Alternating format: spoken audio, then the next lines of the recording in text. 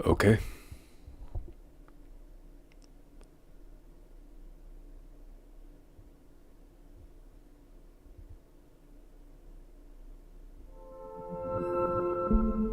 Oh, audio works.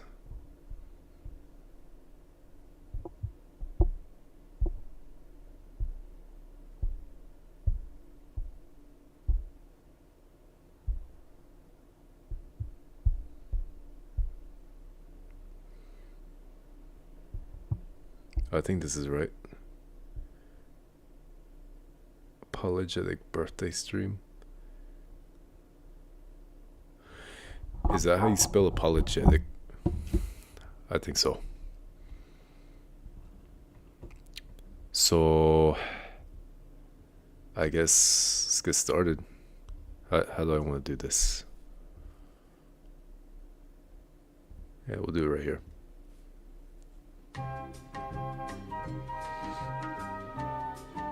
I know how retarded this looks, but just bear with me. It's the best way for me to reach people.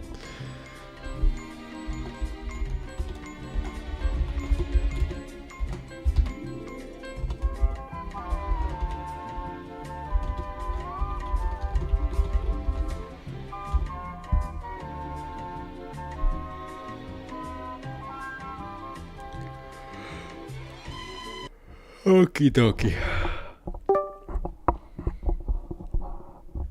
It's been a while since I put myself in front of the camera. I gotta make sure everything's shipshape. Yeah, it looks like the mic is working. So some ground rules. Don't be rude. Be honest. Not sure why I capitalize honest. Okay. Yeah. So yeah, this is me. This is what I've got. Yeah, this is what I have so far. Now I don't have another monitor to see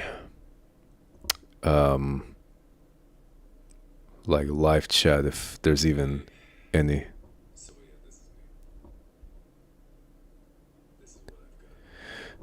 Like I only have this stream open on my other device.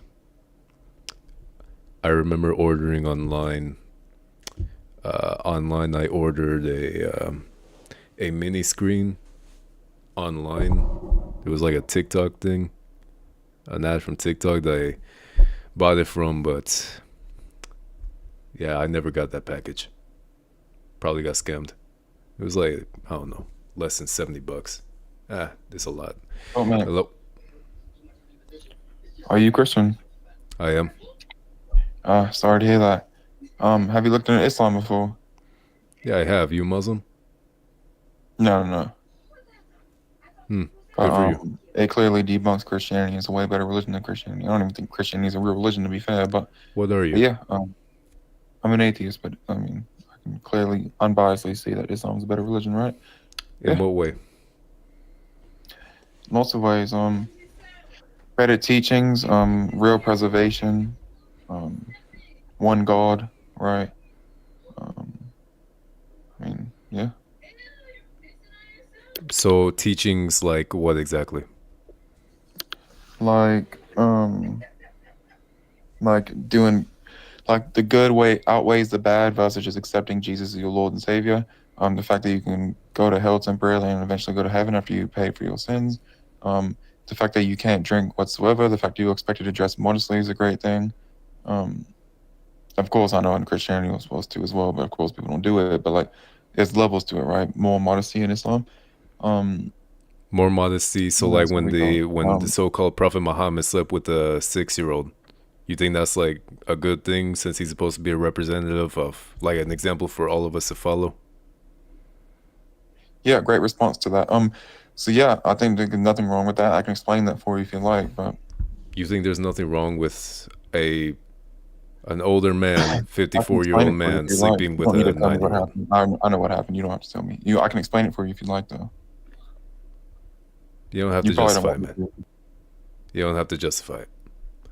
The second someone goes up here saying, you can justify sleeping with a 9-year-old, yeah, dude, no. There's just no way you can like walk your way around that.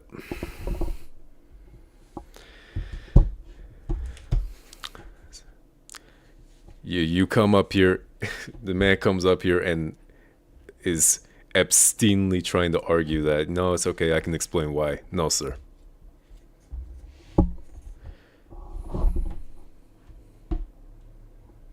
Christians don't like the religion being debunked. How does that debunk Christianity? Hey, let's get you up here. It's early, why not? Yeah, it's actually surprising. I know Christians are taught not to question their religion. They're like, trust me, don't look too much into it, just follow it, because they know like if you really look into it, it doesn't really make much sense. Versus Islam, like what? Encourages you to question your religion. But yeah, I can explain the Prophet Muhammad and Aisha thing real quick. By the way, I'm not Muslim, so it's not biased in any way. I'm not trying to justify someone doing something or anything. It's pretty clear when you look into it. I know you don't want to look into it because you don't want. No, I have looked into it. I've looked into it enough to the point where I rejected it. Mm-hmm. Yeah, because I mean, to be fair, you are a Christian, so it kind of shows your intelligence level. To be fair, respectfully, but yeah, I can explain it for you if you like. I know you probably don't want to because you don't like be learning and all that. You just want your religion to be true so bad because it's like a comforting religion. Dude, can you just enough with the pontification and just start explaining to me instead of just trashing? Sense, I can explain it. Okay, so there's three different ways to look at it, right? You can look at it as a Shia perspective. Shia Muslims don't even acknowledge that. They say he was never married to her. You can look at it from a different perspective of Sunni, saying that they started keeping track of age after a war time. So instead of her being 6 and 9, she was actually 16 and then 18 or 19. And then you can look at it from the most, like popular viewpoint that she was 6 and 9. And in that case, right, there's two ways of things in Islam, right? It's like, oh, you're supposed to follow your prophet. So does that mean you can be with a 6-year-old today or 9-year-old today? God, no, of course not. No, definitely not.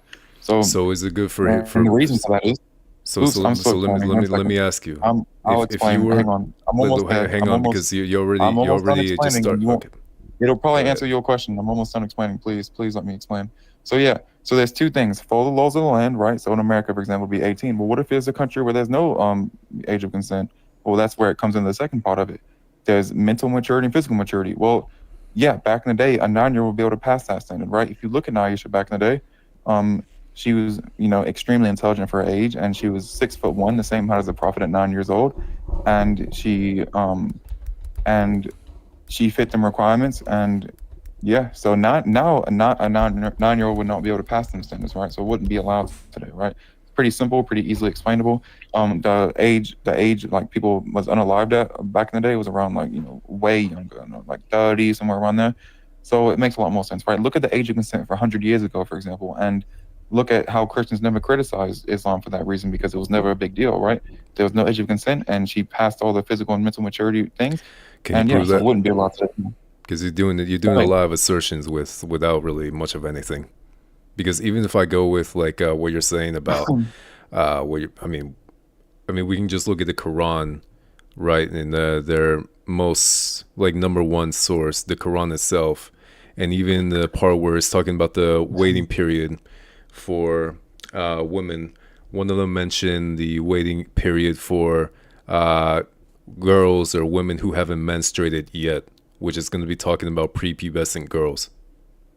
So it's not really like a case where it's like, oh, it's after wartime. Number one, you have to show that or prove that. And the other thing is that you have to account for like the Quran itself, where it's giving this standard criterion for the waiting period of a woman who hasn't menstruated yet. I can get you the verse. Yeah, so real quick, I don't believe the whole wartime thing. I'm just telling you that's a belief of some people. Second off, the Aisha thing, just FYI, I don't know if you understand this, and respectfully, I don't know how much you know about Islam. It doesn't seem very much. She's not mentioned in the Quran. She's mentioned in Hadith, and that's why Sunnis don't, hold to that. And then thirdly, do you speak Arabic? No, I don't speak Arabic, but I can refer to the corpus. Never read the Quran. Okay, so yeah, I can refer to the corpus. So I can answer your other question about can I give you some sources? Yeah, or do you want sources on? Let's go with the Aisha thing. I mean, you kind of baffle me because you're an atheist, yet you're arguing for the Muslim position. Makes me think that your heart's kind of leaning towards Islam, right? Well, no, I mean, if I did believe in God and I was religious, I would definitely be Muslim, but I don't believe in God. So, and I think Islam clearly debunks Christianity, and I have no bias towards that. It's How? not like I was born into Islam. It's not like anything like that.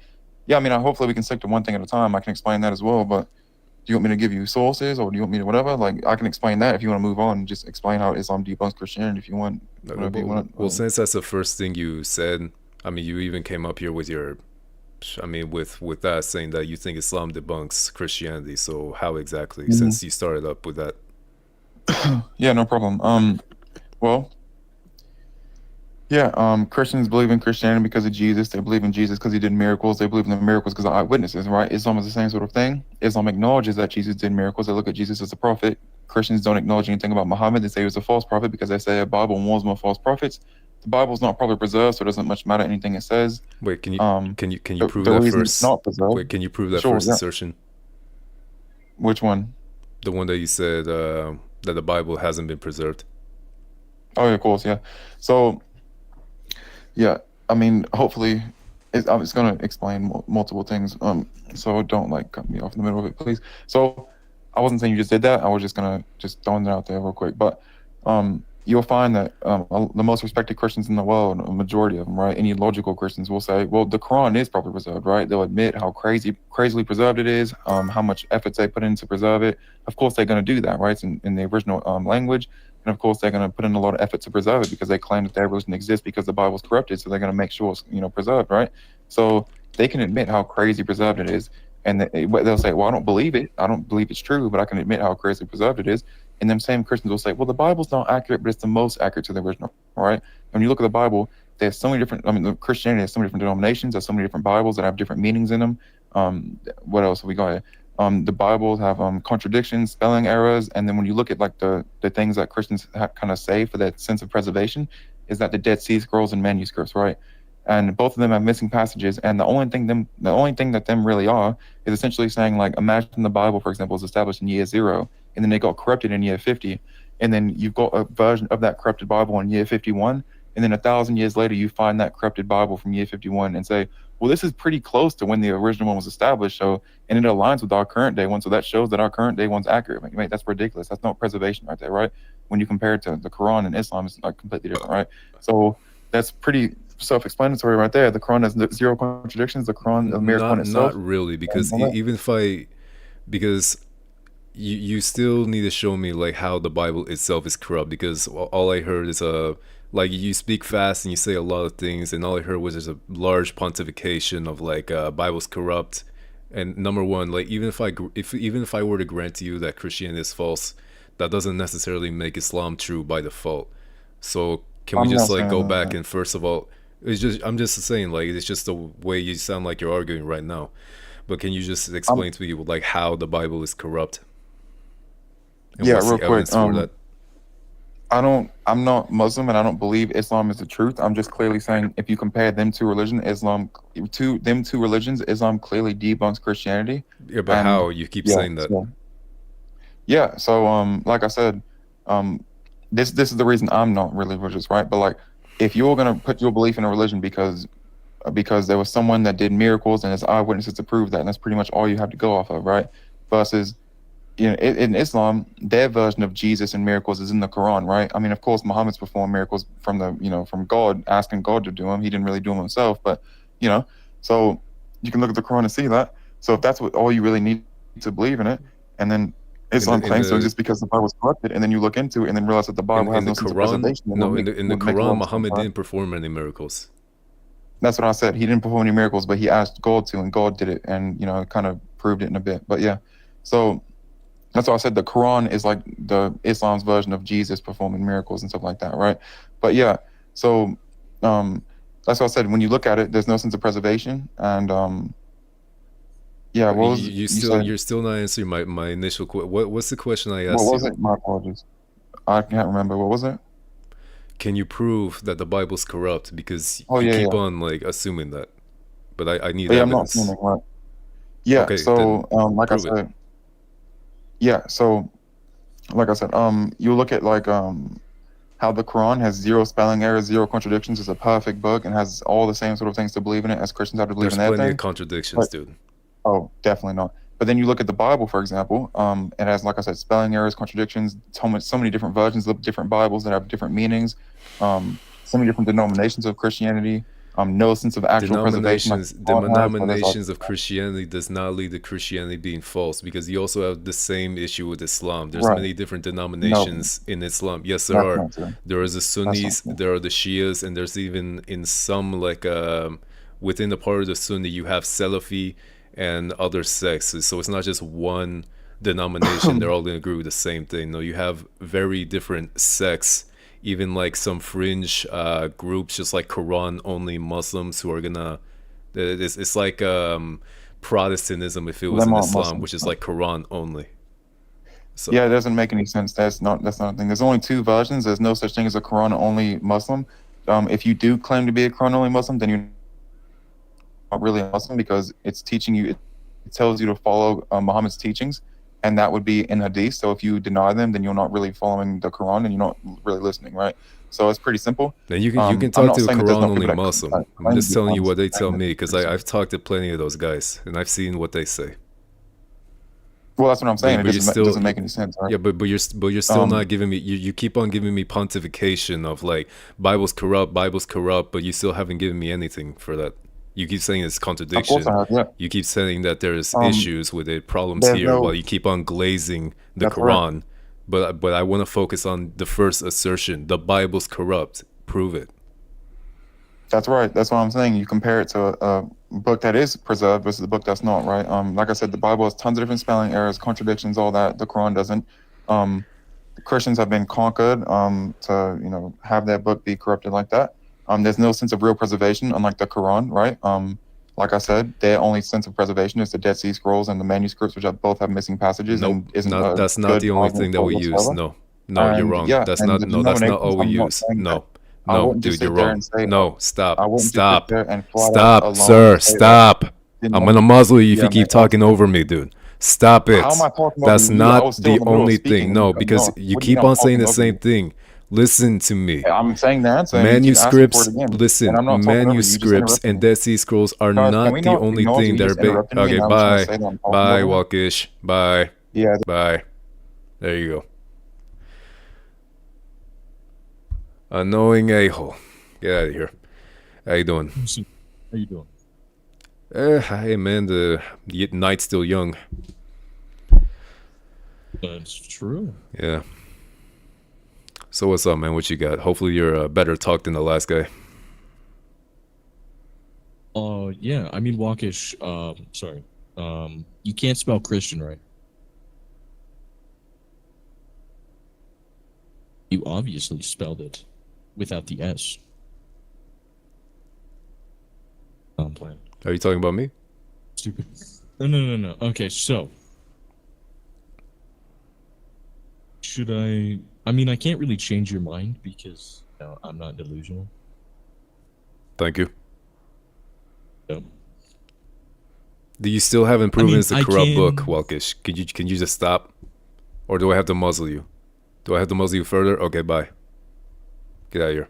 Dude, a corrupt book. That's crazy. He takes the atheist position, yet he argues like a Muslim. Oh yeah. I mean, the Quran is one of the most, corrupt books that there is. I mean, even in its own passages, it got it wrong. Even Yeah. what Muhammad said multiple times got it wrong. Yeah, I wanted to pull up the verses, but for some reason, I tried to Google the verses, man, but it wouldn't let me. Oh, now it's gonna let me. Wow, good timing. Well, I mean that's internet for you, I guess. But yeah, there's plenty of contradictions. For example, in one passage, it's talking about how Allah apparently created Earth before the heavens, which doesn't make any sense. You can't have and like one of the multiple heavens that it's referring to is gonna have different references, I believe. Like one of the heavens is the universe itself. So how do you have the Earth existing before the Yeah. universe itself? Just doesn't make sense. Hold up. Hmm. My headset just died. Yeah, no problem. I can't hear anything. Give me a minute. Damn. Bad timing. But as I can't hear anything, I guess I'll talk just to fill the void of my own silence right now. I'll go at you at a standpoint of a Islamic man, but kind of sarcastic, a little bit truthful. You can't go through the rhetoric that most give. So, a lot of Islamic people talk about how the Christian God is a weak and hypocritical God. The whole argument, he's weak. He could. Yeah, your mic's kind of bugging out, man. I'm not gonna lie. My mic. Yeah, it's just kind of choppy. I don't know. Is that good? It might be. I don't know. Okay, that was stupid. Yeah, that happens whenever my headset dies. I don't know why that happens. Mm-hmm. Anyway. So yeah, you were saying. Anyways, yeah. So Islamic people talk about how the Christian God takes a day off. What type of weak God takes a day off? Must be terrible. What do they mean? Takes a day off on Sunday? I mean, he rested on the seventh day. Exactly. Saturday, the seventh day. I mean, it's not like when in Genesis when it's referring to God taking a rest day. That's not necessarily meaning that he needed rest, that he was exhausted, couldn't use any more of his power. It's even going to I mean, if you like, it's like this. If you're not going to be aggressive and like adamant, assume that your position is. It's crazy how he accused me of doing it, where you don't question your position before like looking at all the other perspectives. It's crazy that the first guy accused me of never question my religion, even though I had to question the Bible many times to believe it. Questioning it. I grew up Christian and I hated the thought of God. The only reason I learned about Christianity was to disprove it and get and poke holes in people's beliefs so I could turn them against it. I didn't just do that with Christian people. I did that with Hindu, Muslim. I did that with Buddhism. I did it with Wicca, Satanism, Voodoo and Hoodoo. Everything. I learned about it as much. And I poked holes and I tried to find every loophole, every flaw, every contradiction that I possibly could in any religion I could get my hands on. Mm-hmm. Except the Christianity, like messianic belief, the Torah, the Old and the New Testament, was the hardest out of I could find to disprove and find contradictions because there aren't any. And you're talking about theological contradictions or like scribal errors, because I mean I hear that's present. I mean, scribal errors don't really mean much. That's still not a contradiction.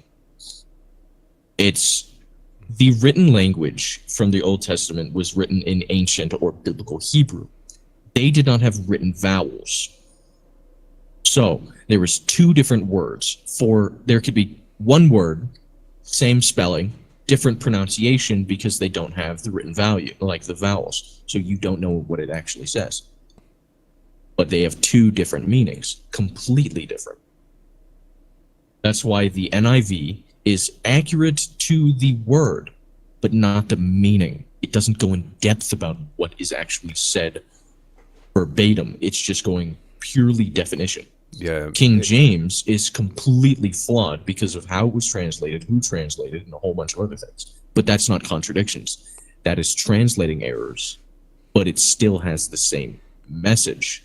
Even if the translation is wrong, you cannot defile the words of God himself. That's why if you look at the Quran, there's so many flaws, contradictions, things like that. I mean, Muhammad said, that he had godly knowledge. Allah came down to him and gave him knowledge. And one of them was that the milk is stored in the cow's stomach. Huh. And he said that by Yeah. Allah himself, mashallah, this is godly knowledge. This is Allah's knowledge. Yeah, he was wrong. Completely. I even remember a section where, you know, the thing I mentioned about Allah creating the heavens.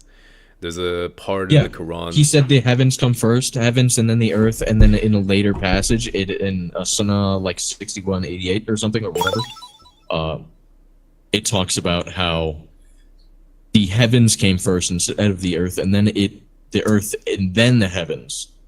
Yeah, but keep in mind, it also has a date, like the amount of time mixed up. On one verse, it says 6 it was days 6 and then 8 days. days. Yeah, exactly. No. But I couldn't get Like, to him. how The do guy you- kept on barking. I couldn't I could never get to Yeah. it with the first guy. Yeah, and they also don't want to talk about how Muhammad said, he said, if I am lying, if I am hated by Allah, if I am not the true prophet, may Allah strike me down and sever my aorta.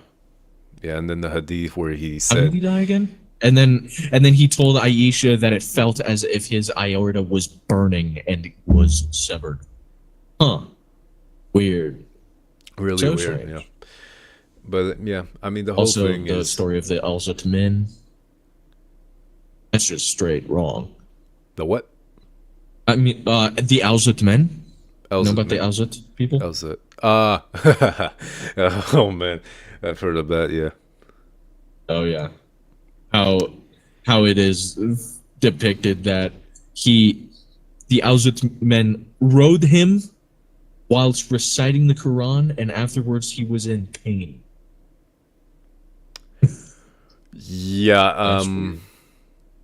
Yeah. I mean, so someone gave the 50 Shades of Grey artist some inspiration there, but Yep. I mean, the author, not artist. But aside from that, I mean, my thing isn't. I'm not really here to just talk about Islam. Just really more about God and Jesus Christ, refute falsehoods. Yeah. But I mean, I would refer True. back to the first part, because if you allow the Bible like to speak for itself instead of just trashing it like at any point, like the first guy, the reason why the argument works that God didn't need to rest, like he was exhausted, is because you allow to correlate with what Jesus said in the gospel.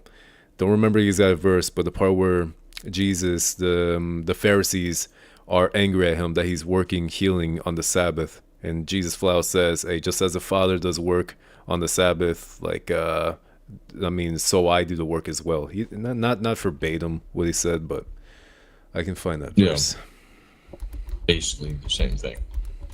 It is Christianity. Like, I'm not Christian. I believe in Christ, the Father, the Son, the Holy Spirit. I believe in that, and I believe in the Bible, and I read the Torah, all of the books, Book of Enoch, Book of Giants, Old and New Testament. Follow Yeah, everything. John 5:17 is the verse. Yeah. What are you then? I'm Messianic Hebrew. I follow the same teachings and views that Jesus himself taught, because he wasn't a denomination. He taught Messianic Hebrew. He spoke Hebrew, taught to the Hebrew people. His people were the Hebrew He only spoke Hebrew? of. He didn't just speak Hebrew, but I'm saying he spoke to the Hebrews. That was his people, Jews. I mean, Jesus is Nazareth. So I'm not saying that's the only people. Don't get me wrong. But at that time, that's what he spoke. It was messianic I mean, he of would the Messiah.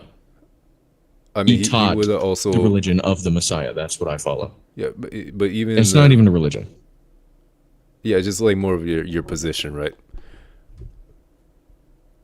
It's my pure belief and connection with God, of a familial. And my headset died. It should be a big Tragic. but I never heard of that before. And I'm back. I mean, Jesus Christ, Yeah, in the it is- Gospels, the same Gospels, he was speaking, he would have been speaking Greek since he spoke to Gentiles as well, right? Yeah, Hello?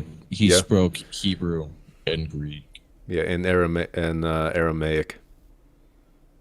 Technically, the spoken language of the Aramaic languages were dead by then, specifically Sumerian, which They were? was the. At that point, most of them were dead, so it was mostly Greek or Hebrew. Around you got a source for that? Oh yeah. I am a scholar. I wouldn't say scholar, but I speak Layman. Sumerian. I Sumer- guess. Sumerian. Sumerians.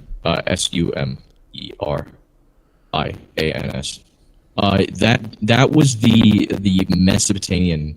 It predates Mesopotamia, goes into it. Basically, the modern Iraq thing. I think it was like the spoken language died around 3000 to 1000 BCE. Around that, I think 3000 BCE, and then it was just a scholaric language, which was just a written. Which is the reason why we go off of 60 seconds, 60 minutes in math and things like that. That was the innovation. That language was one of the very first. Yeah.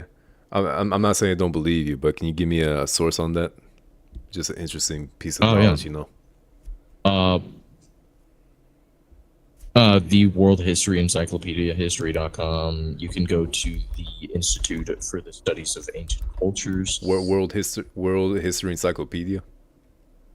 Yeah, World History Encyclopedia. Basically, worldhistory.org, history.com,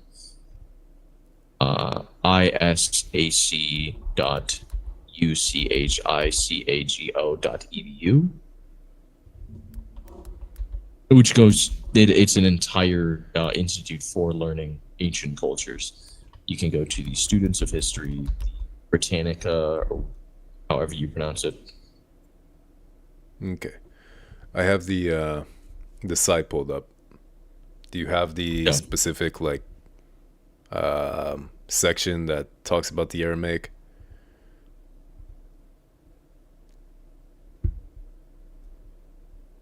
I would have to look through it all again.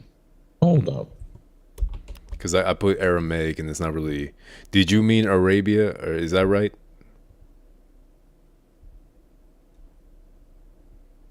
What do you mean? Like on the search bar, I just put Aramaic, then it corrected me saying, "Did you mean Arabia?" I click on Arabia, and it's just giving me Aramaic is just a family of languages. Aramaic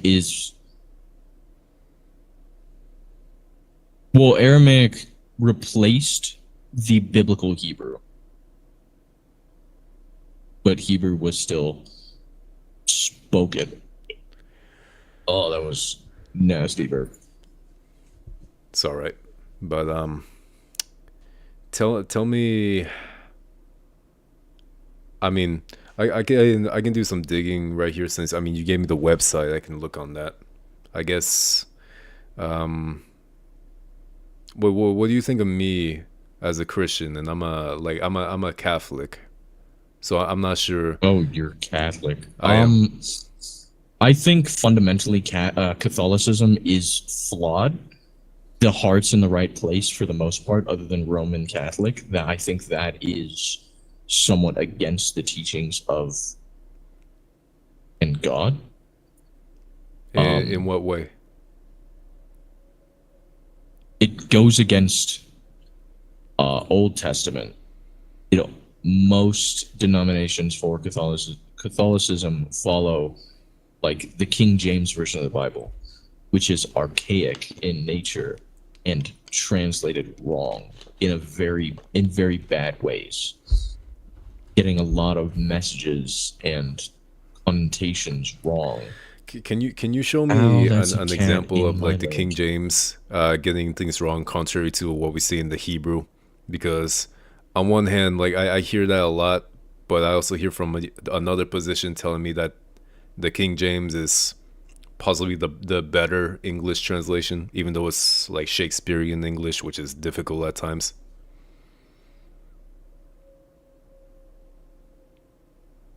Yeah, of course. I mean, the easiest point is, I say Jesus for recognition of other people. That is not his name. Now, his name does not matter if you're talking about the same person. It is basically a mute point, but it still has that wrong. It wouldn't even be Joshua Wait, in English because a J never existed in the Hebrew language or even Greek. That fully just wait. So you're saying hugely wrong. you're saying the English translations got Jesus' name wrong? Yes, Jesus' name in Hebrew would have translated to Yeshua, But but Jesus, Yeshua. but that's not a translation. Like taking Yeshua and putting it to English, that's not translation. That's called transliteration. That's different. I'm saying it as is one point.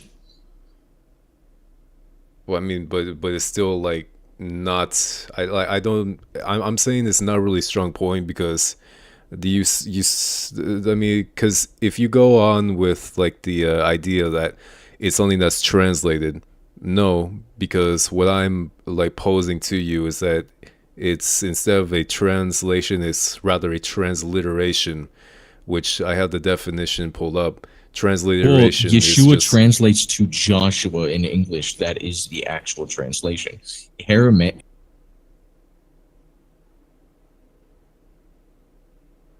Yeah, it's the same name. Yeshua is shortened verbatim to English. Yehoshua would be Joshua.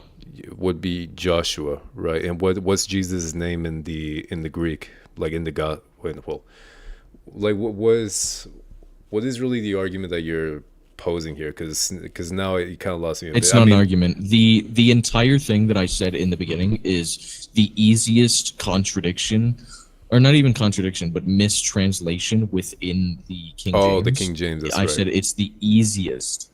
Yeah, I'm saying it's the easiest and kind of a mute point because his name conceptually does not matter if you were talking about the same being.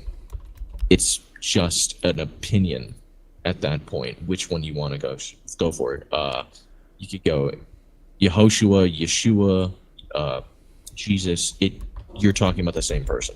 It's just Not different translations, but it still is a discrepancy between the King James and not really any other. because I think for that for me to agree with you, you have to show me where Yeshua and Yehoshua are pretty much going to be the same, like two names referring to the same individual, which you have to show me because, as I said, with a transliteration, which is not the same as translation, Yeshua is that's going to transliterate to the name that we commonly use in the English, which is Jesus. And Yehoshua is going to transliterate to the English name Joshua. So no, they're not the Except same. except Like Yehoshua was only in the Old Testament, so it would have been the New Testament. yeah, but Not Jesus' talking about the name. same person. Yehoshua was never actually towards the Christ. Yeah, I agree. Like Yehoshua, that's not like that's gonna be referring to Joshua, like in Yeah, that's Joshua. after the That Torah. is not Yeshua, which goes directly for Wait, Jesus. so For instance, Luke let me 23 see. 34. Yeshua said, Father, forgive them. They don't understand what they are doing. Luke, what you say? Luke 23 34. 34. That's the Bible that I follow. Now, if we we can Then, go ASV, but I'm it says like Jesus. because first, yeah, but because we were talking about the KJV, I asked because you said KJV has a lot of things wrong.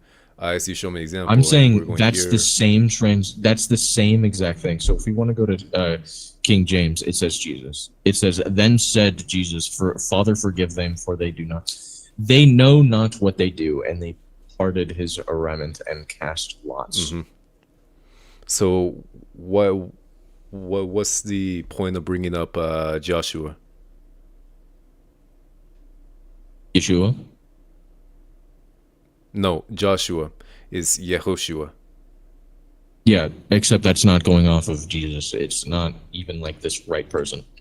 It's going off of the Old Testament Joshua. That is never stated that was his actual name. That's only Googled, like the AI thing. That's when they talk about Yehoshua. And you're talking because it's about a like loose, from the Greek manuscript, conceptual. because I can look up like the Greek like lexicon.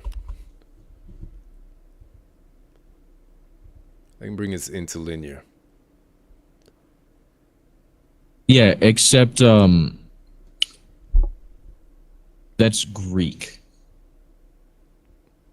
Oh no, you're right. Yeah. I don't. Yeah, even the I don't Greek think there's goes for ever a, Yeshua. yeah. Jesus. How do you pronounce that? Jesus. It's Jesus. Yeah. Jesus, yeah. But you're talking about in the Hebrew. So, like, I can go Yeah. to Well, Joshua, for example. Like, if I go to in Greek, Josh, it is for Jesus. In Greek is Yeshua. In Hebrew, it is Yeshua.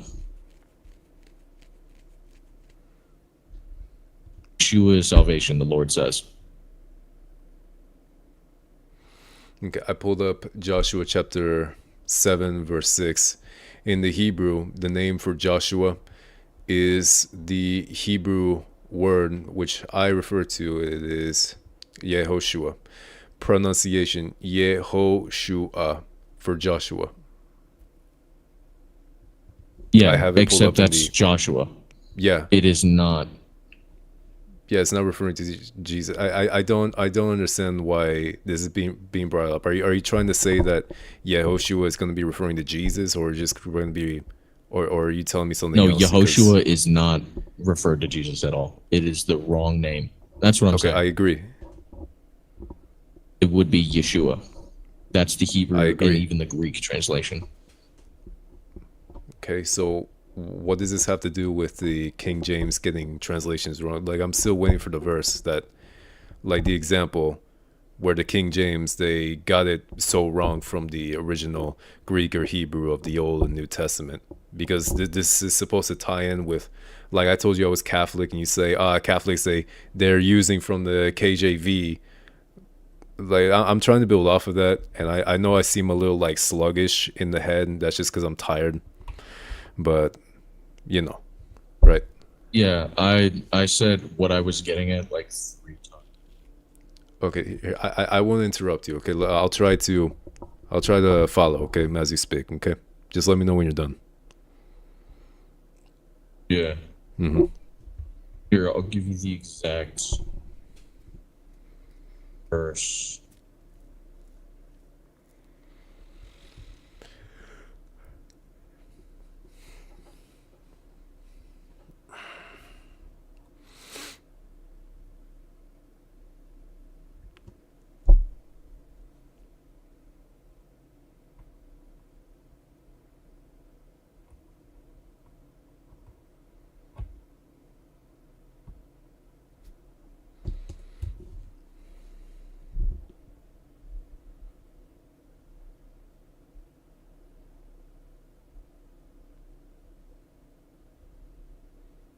It's been almost an hour.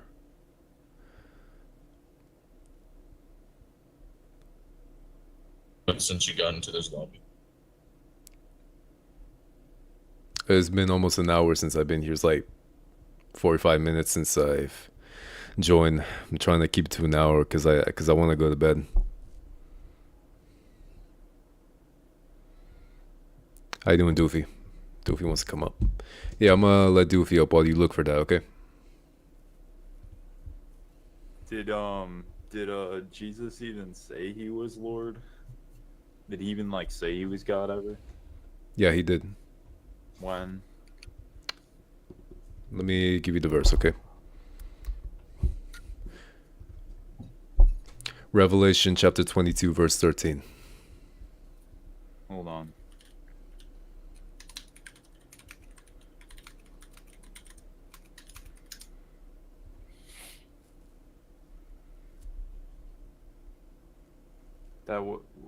And this was Jesus talking. Yes, it was Jesus talking, because if you continue on, uh, is 22:19 yet? Excuse me, 22:13. Oh, In 13 is Jesus speaking, because if you keep on reading through the rest of the verses after, you still have like the person who's talking still going on. It doesn't switch to another subject speaking. And in verse 16, this same individual who's speaking identifies himself. In 16, it says, I, Jesus, have sent you my angel to give you this testimony for the churches. I am the root and the offspring of David and the bright morning star. So it connects to 13. So yes, the one who is saying, I am the Alpha and Omega, the first and the last, would be Jesus Christ. There he's saying he is God and Lord. Because first and the last, that's used for Yahweh of the Old Testament in Isaiah, I believe. okay. Hold on. Do you know the original translation of this? If you want the Greek, I can give you the Greek.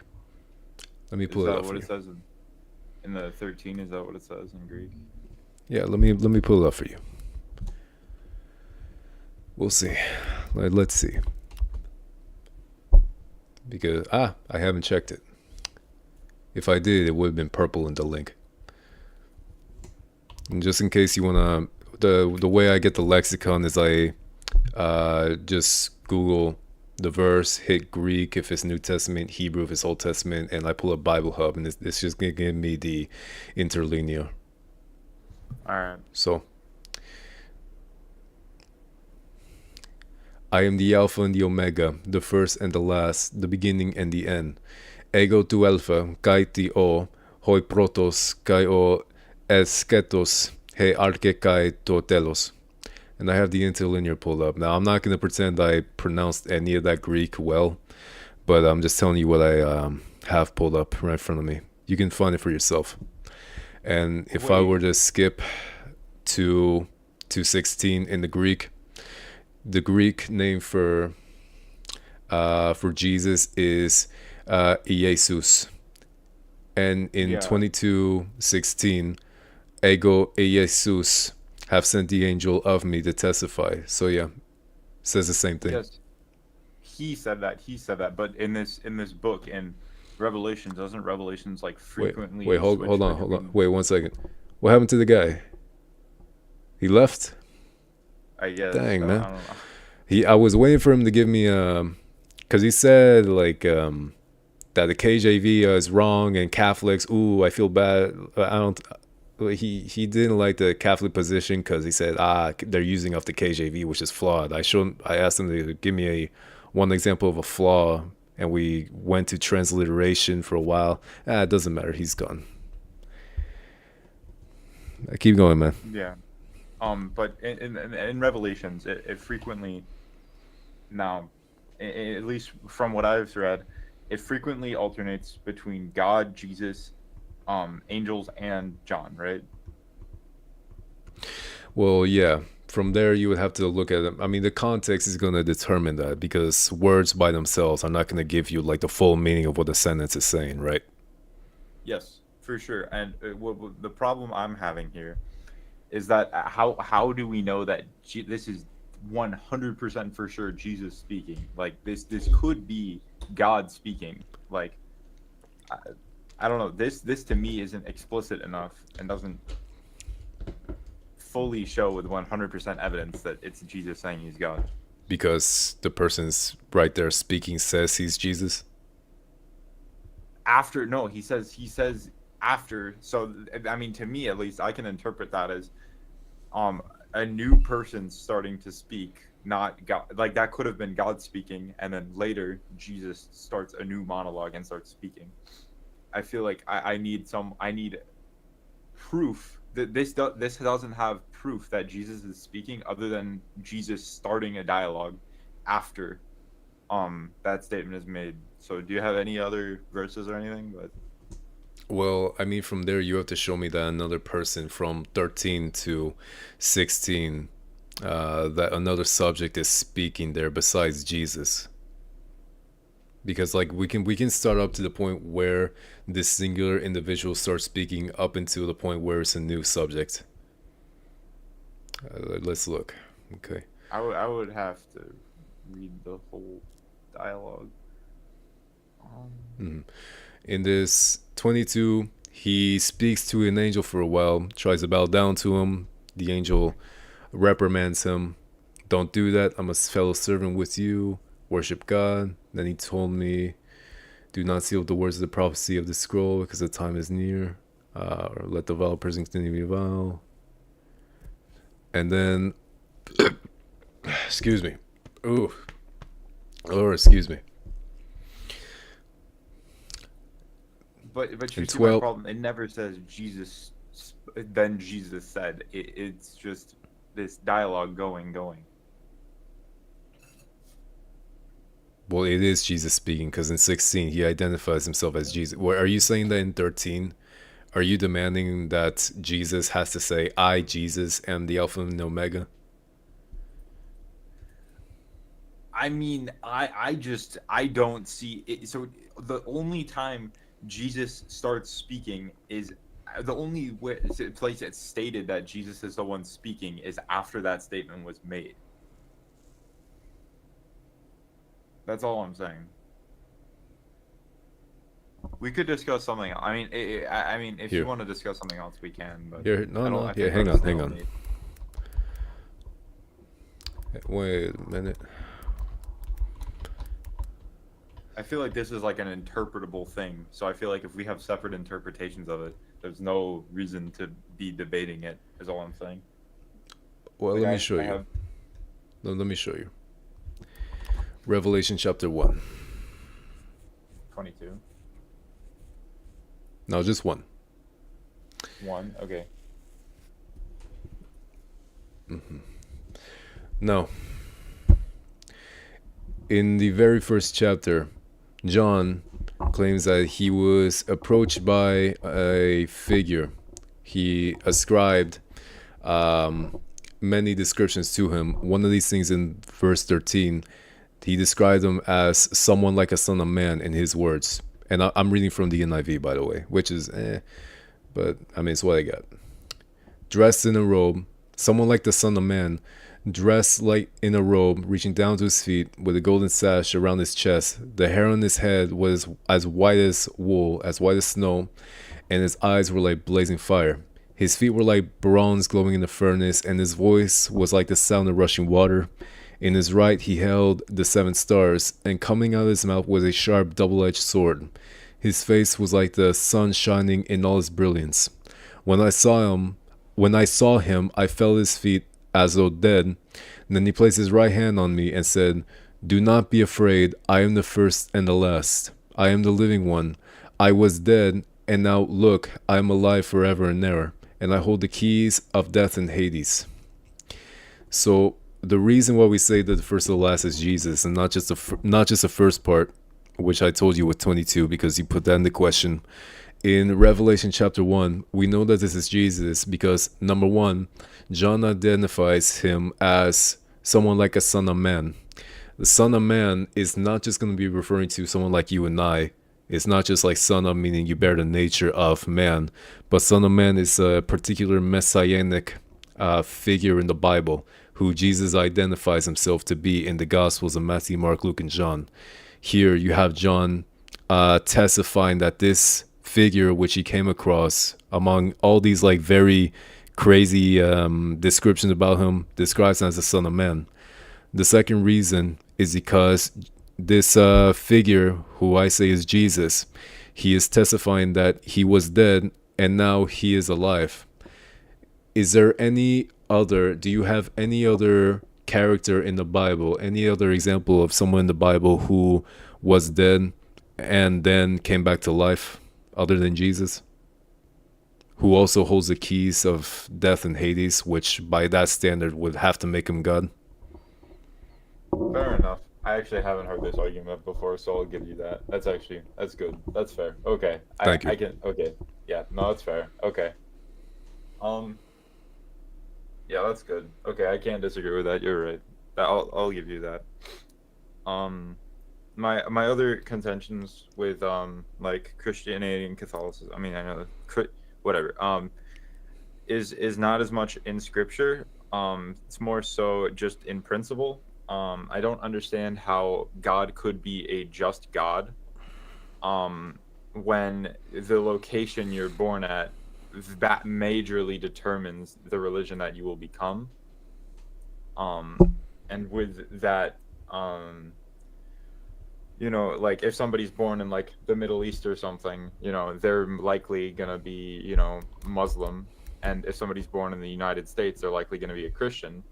Whatever you're taught when your brain is in critical stages of development is what you're most likely gonna hold as true.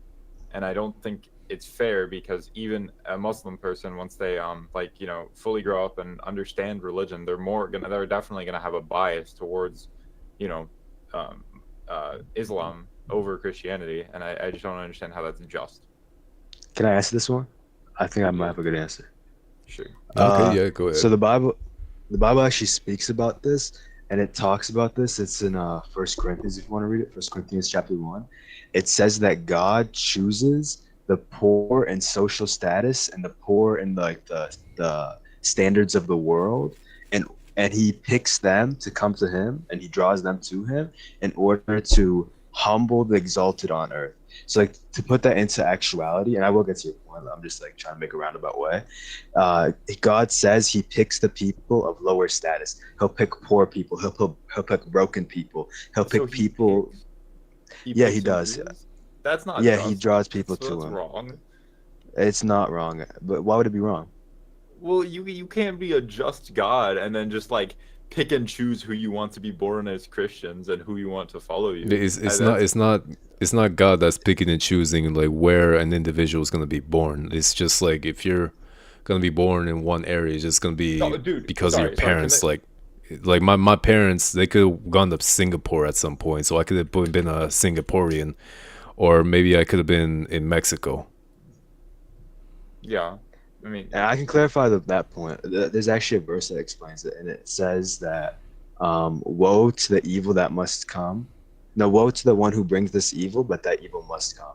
So God can give us free will. He gives us the free will to choose him or not to choose him. But at the end of the day, when he creates you, he knows whether you're going to pick him or not, right? Like when he created me, he knew I would become a Christian. And when he created some random guy, he knew he might have become an atheist, right? But God still chose to create him. Not because he didn't know he was going to become an atheist and deny him, but because he knew that was going to happen, and that he gave him the free will to choose that. And at the end of the day, God gets glorified, and God says he takes the bad and turns it into good. So even though someone might make bad decisions. How is that free will if your destiny is predetermined? It's not predetermined. If God knows what's going to happen, even if you have free will, does that mean you don't have free will? If the book is already written, you can't change the words of the book. It's not that the book is written. Predeterminism means that you have something or someone outside of yourself that is already writing down the story of your life.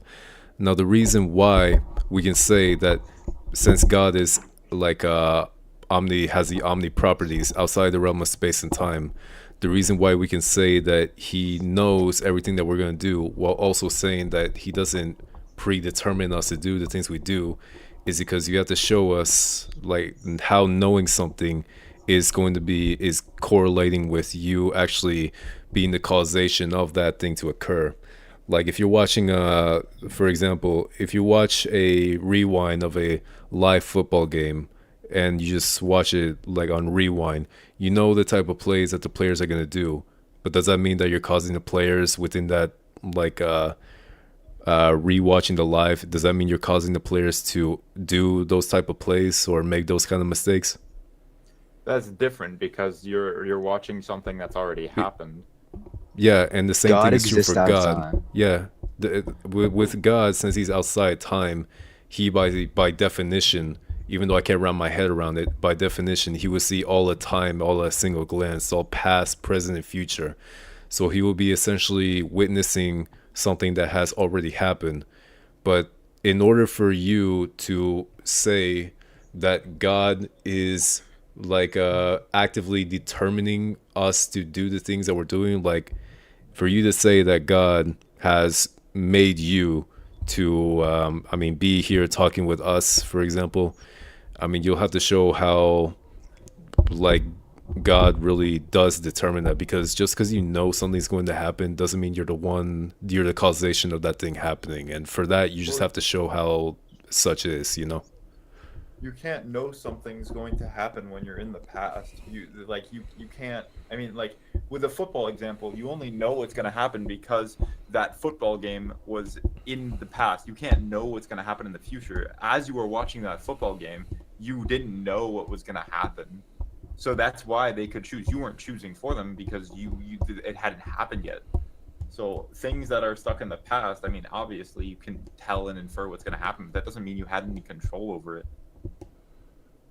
And again, since you're talking about us witnessing, like, yeah, you can limit it to like us, because I use the example of me using that football game, which is in the past. You're witnessing that thing happening, but the point I'm trying to make is that because you watch it once and put it on rewind, you're watching it a second time, you already know what they're gonna do. But just because it's in the past, you're witnessing it from the past, it doesn't change the fact that your knowledge of what they're going to do is not necessarily making you the causation of the actions that they're going to perform in that game. Now, the reason why this is analogous with God is because since God, by his perspective, and the last thing I want to try to do is try to compare us with him, but in his perspective, since he will see all the past, present, and future all in a single glance, it would be quite necessary for him to witness and observe everything that takes place throughout all the time, all at a single glance.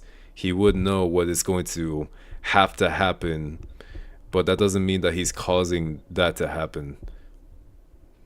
That doesn't. I don't. In my opinion, at least, that doesn't make any sense to me. I just don't understand how you can create all and be knowing of all and know that it's going to happen in the present. He knows what I'm doing. Everything that, like, yeah, he knows what you're doing. Does that mean he know? Yeah. But why does that mean he's causing you to do that thing? Because you can't. I mean, I feel like it's a book that has already been written. If you know all, and I mean.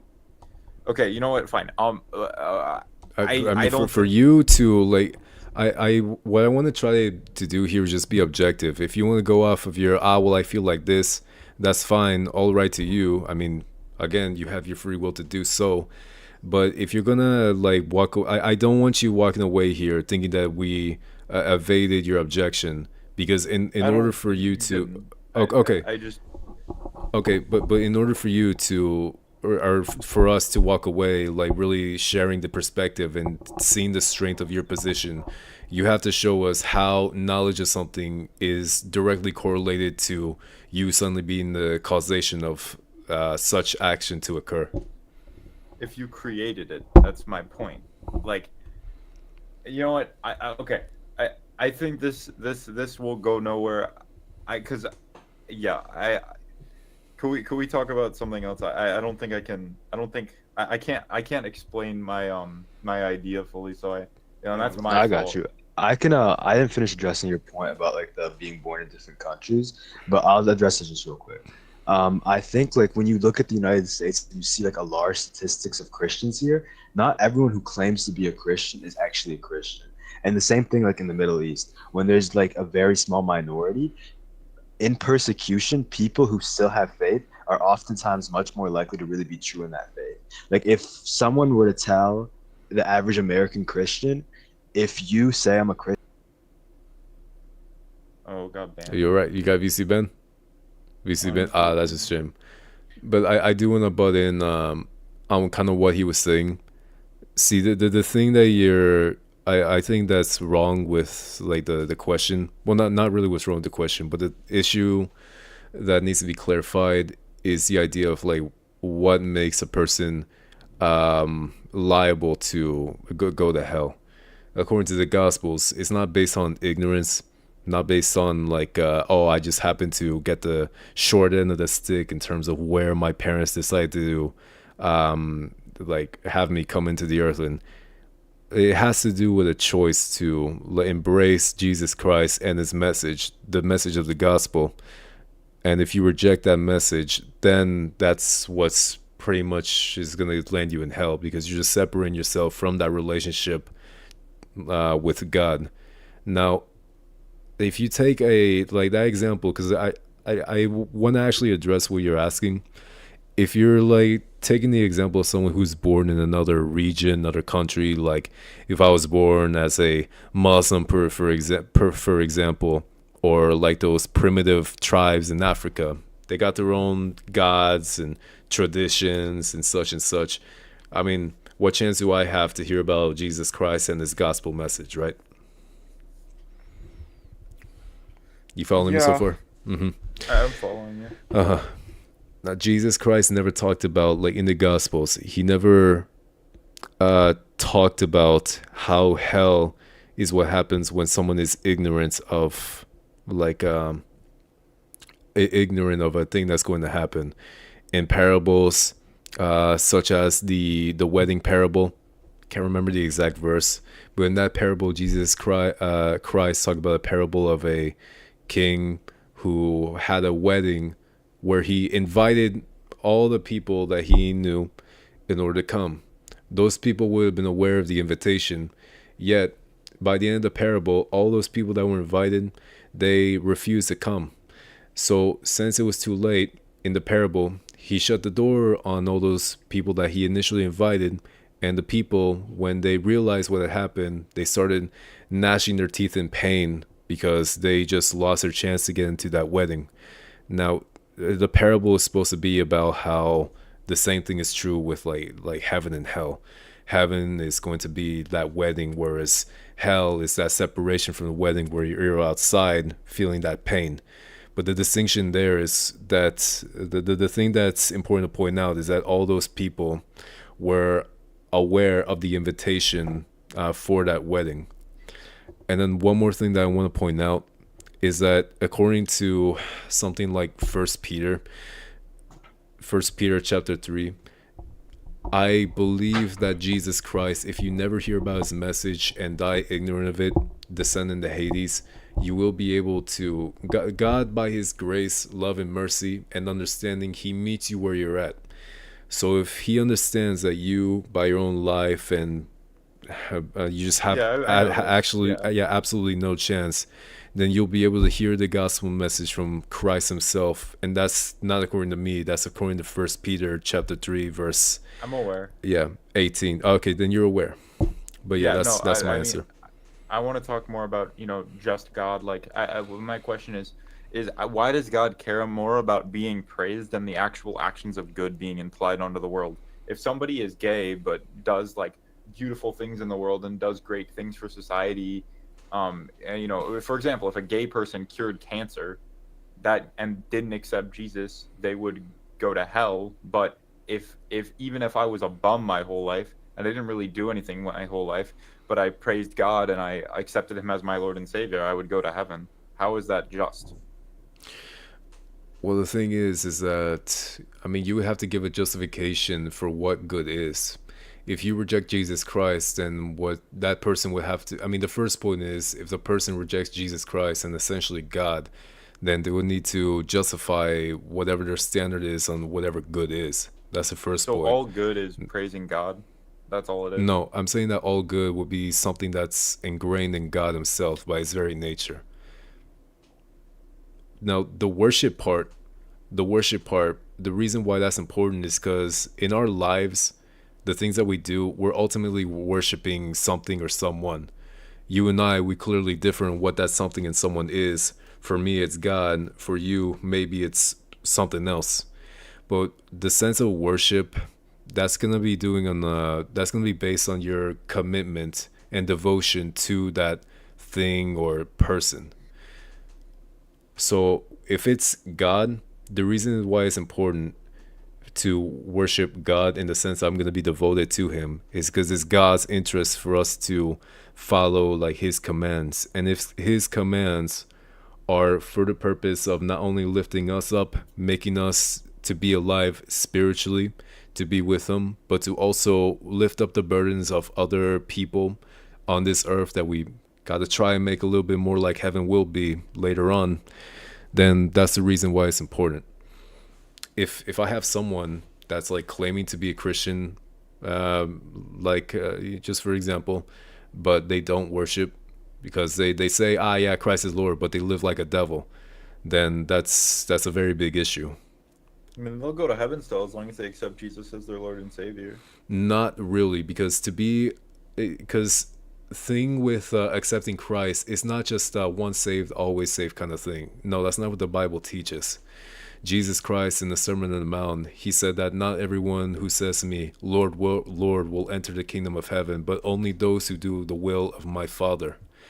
Now, if I am going to be like, we'll use me for example, like if I say that I believe in Jesus Christ, yet you see me like steal money from the poor, and you see me just trash on women, do you think I'm taking the Jesus I claim to believe in seriously enough?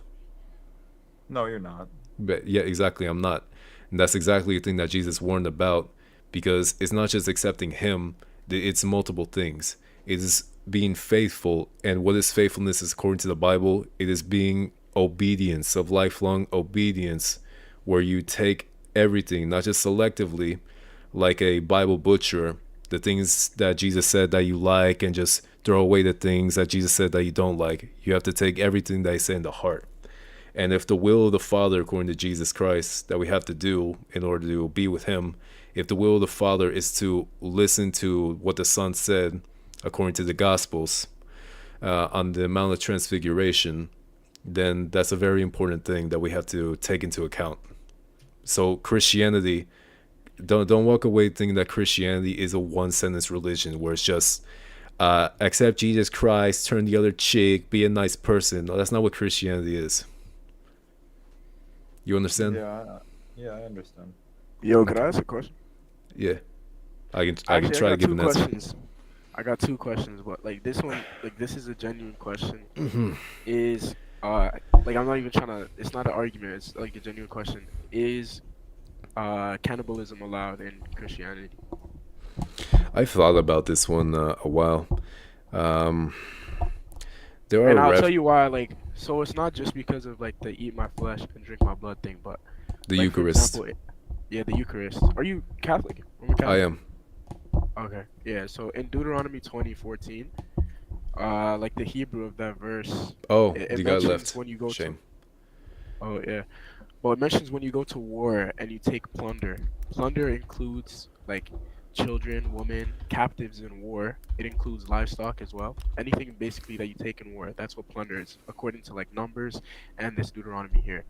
Then you can eat the plunder in which your God gives you, right? So the plunder, according to like Numbers 31, could be children, girls. The plunder, according to Deuteronomy, could be any captives. That's just what plunder is. And then, so is like the Hebrew literally says to eat, and then in Numbers 31. Wait, where is this? In which verse? Because you're Deuteronomy chapter 20, verse 14. 20 verse 14. I'm on that. Let me look at the Hebrew. All right. The word is akal. Akal. Yeah. It means to eat, literally or figuratively, to consume, devour, dine up, feed.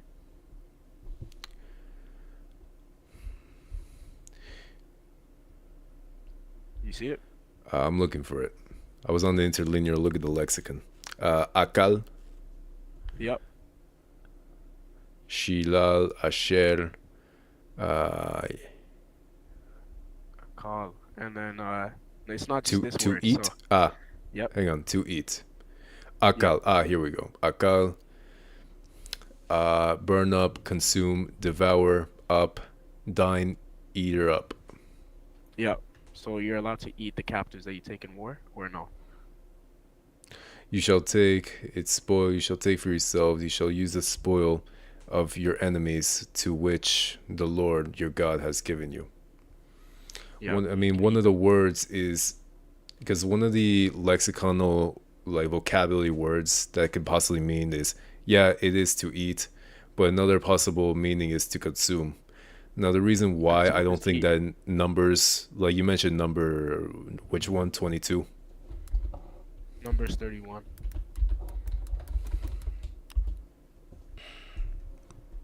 which verse Where they're called plunder or where they're told to eat. hang on Like the children girls in Numbers 31 are called plunder. So that's why I was saying, then could you eat? So it's saying you can eat the plunder that you take. 20 31 verse 9. Read 31 verse like 45 to 44 to 46. So, or actually no, 43 to 46. Okay. 20 30 what the hell 43 to 31 46 same chapter.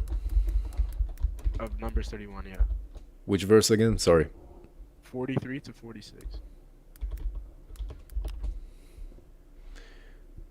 43 to 46. Let me read it. 43 to 46. Let me read in the English first. The community's half was a bunch of sheep, a bunch of cattle, a bunch of donkeys, a bunch of people. From the Israelites' half, Moses selected 1 out of 50 people and enemies. The Lord commanded them and gave to the Levites who were responsible for the care of the Lord's tabernacle. Then the officers who were over the units of the army commanded 1,000 and hundreds went to Moses. So let me look at because the first one, verse 9, there uses the word plunder, but in the Hebrew it's a different word, which is bazaz, not akal. But I'll look at the one that you mentioned. No. Oh, akal. That's to eat. That's akal. But plunder in Deuteronomy is Bazaz. the word is bazaz. Yeah. So Mhm. then let's see in Numbers if it's used. I don't know why I'm on the KJV right now. Actually.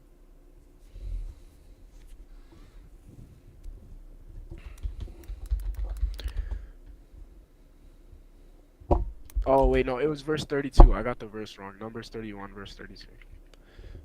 31 verse 32.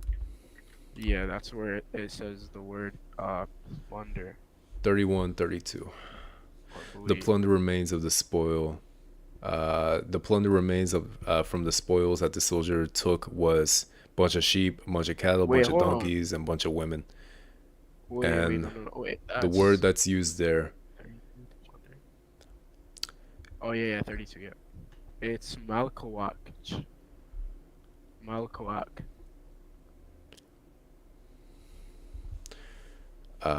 the remain from the It spoil. basically parallels with Deuteronomy 20. Though, like it says Which one? like in Deuteronomy 20, where it says that if you go to war and you march on a city and you take captives, that's the exact Akal. same thing that they did in Numbers 31. In 20 to 14, it uses the word akal, which can mean to eat, consume, that of the Yeah. like. And in 31, 32 of Numbers chapter 31, verse 32. Wait, That's the what? right one? For to eat? Yeah, you're referring Oh no, to.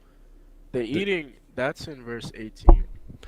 Wait, you said 32. Okay, fine. Let's. No, 32 is where they're called plunder. 18 is where they're told to eat. So the last word that's translated, I can give you like Hebrew English lexicons. It's But lachem. say for yourselves every girl who has never slept with a man Yep. So go to the Hebrew. So of the last 18. word that's used. Yeah, of 31, 18. 18. Okay. Yeah, lachem. Numbers So when 31. you press the word, it 18. actually doesn't give you a definition. So just copy and paste it into Google. The first link that you should get, like Bible Hub, And the Wait, but definition. okay, I'm on the 3118, and I'm not gonna do it on the Google because it gets the language wrong. But 3118. I gotta I'm trying to be objective. I gotta base it off the lexicon because Google Yeah, Translate the they lexicon do get it doesn't. It wrong. doesn't give you. It doesn't give you the definition. That's why I said that. Because I'm on the Numbers 31 verse 18, and people here, the two people here, they can. Oh, someone wants to come up. People can verify it for themselves when they look at the Hebrew. Numbers 31:18. Hello. Bekol hataf asher yadu zakar mishkaf hachayu. What if I go interlinear? Known, Hello. but all the young women. Hey, what's up? But all the young women who not have known intimately a man, keep alive for yourselves. Yeah. So you see how like lechem, it doesn't have any um like what's it called? The numbers above it. I don't know what it's called.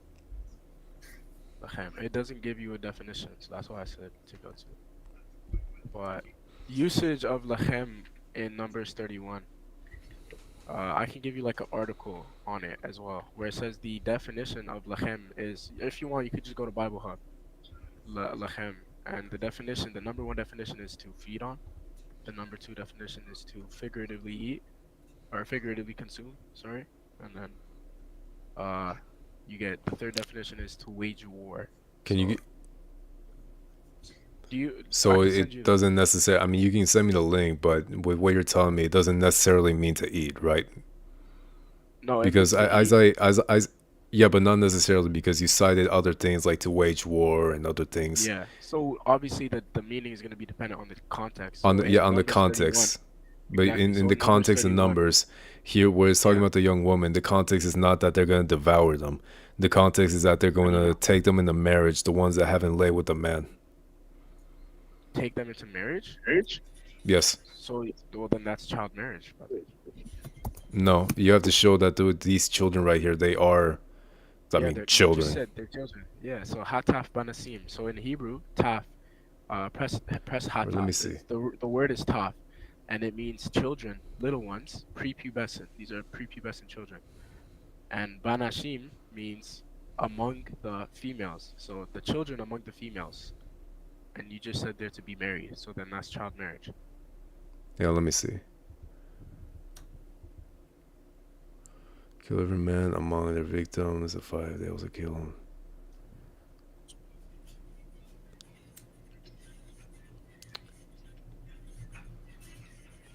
Each tribe's son took him with the articles. What are you? Huh? What are you? Or is it not? No, it's not in this verse, I think. Not in I'm this chapter, I don't think. Muslim. I think I got it wrong. Salam alaikum. So wait, so Malaikum you don't salam, think what's it's up? child marriage? You don't No, think I'm it's just child trying to, because I think I got it wrong. I don't think it's in this verse. Okay. So then what are they to do to these children girls that they're taking? What are they to do? The Midianite women and children took all the Midianite herds, flocks, goods as plunder. They burned all the towns where the Midianites settled, as well as their camps, took all the plunder and spoils, captives. Yeah. What happened to the plunder? That's what I'm asking. I think it should be in Numbers 22. Let me see. It's not. After that, I have a good question. I want to ask a question to the Christians, actually. Yeah, but hang on, man, because trying to find the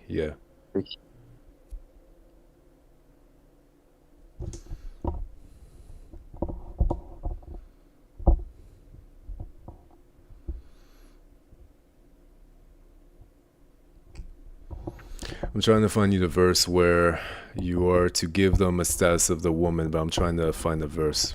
Okay.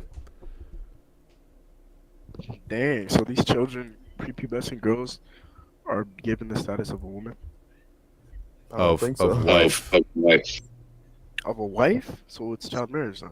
But I need to see that as children, and then I can then we can go with that, because even when they're given the status, they're not commanded to lay with them. Yeah, it's considered as a wife, and also it's a forcing too, because there's slave wars, so technically they're forcing to be their wives. And also, do you guys shave their heads, um, take off their nails? Um, what else? Hmm, I forgot. Well, it's Oh, I children got for I got a sure. warning, bro. I got a warning. Yeah, be careful. Huh? Yeah, that's what they have in the I think Old Testament. Oh no, the New Testament too. It's Deuteronomy 21. Oh, yeah. I don't remember where the exact verse is. All right. So then, what are they to do to these children? Uh, I don't remember. I mean, I wanna say that because I You could don't think consider there's them What supposed as to be if, children in that verse. if the like, what if the Pharisees interpret it as they're to be married? Then like, because this Well, should it hold can't weight it on. can't be a what if. Like we gotta find like the actual I think verse. 'Cause there I'm is trying to find the. scholarship Let on the me find beginnings the. of Jewishness, then, because Jesus confirms the interpretation of the Pharisees, or yeah, that they sit on Moses' seat. Everything that they tell you to do, you should do it. But anyways, that's not even Wait, relevant. wait, what? In Matthew 23, Wait, Jesus said what? he says that you should do everything that the Pharisees say. No, that's no. He said follow what they teach because they're teachers of the law, but don't do what they do. No, he says you should do No, everything that they no, say. no, sir. No, that's not what he says. No, don't That's lie. yeah. Please don't lie about Matthew. Dude, don't do that. No, yeah, read No, Matthew okay, we're gonna 23 jump to Matthew and now. sure.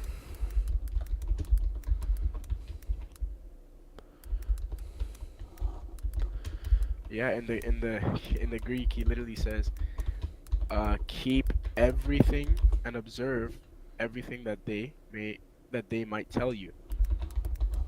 Matthew 23. I There you go. found it. It says, if a man sees a beautiful captive woman and wants her as a wife, he must bring her into his house. She must shave her head, trim her nails, and mourn her. See now we're going back to that. Which one do you? I can't do Let's talk about both of Matthew y'all real at the quick. same Matthew real time. quick. Which one do you want me to do? Matthew. Let's do Matthew. Matthew. We'll do Matthew right now because no, you're wrong because of the context of Matthew. You're talking about Matthew chapter 23, right? Yep. And this is the one you're talking about where Jesus said, then Jesus said to the crowds and to his disciples, the teachers of the law and the Pharisees sit in Moses' seat. So you must be careful to do everything they tell you. You're talking about that, Yep, right? that's what I said. That's Yep. what you said. Okay, but continue reading on. But do But not do what they do, for they do not practice what they preach. They tie up Yep. heavy, They're cumbersome loads and put them on other people's shoulders, but they themselves are not willing to lift a finger to move them. Everything they They're do is hypocrites. done for people to see. They make their phylacteries wide and their tassels on the garments long. They love the place and honor at the banquets. And I mean, I could read a whole chapter, but it's going on and on. Jesus is just calling them out, calling them Yeah, they're hypocrites. hypocrites, But they yeah. teach, but what they teach and what they tell you to do, you should do it. They're hypocrites, though. They don't practice what they preach, but you should. But what they actually do preach is good. That's what Jesus says. This is also what when John Chrysostom has his commentary on Matthew 23, he affirms this as well, that you should do what they tell you, but don't do what they do because they're hypocrites. So you agree that Jesus tells you to do everything that the Pharisees tell you to.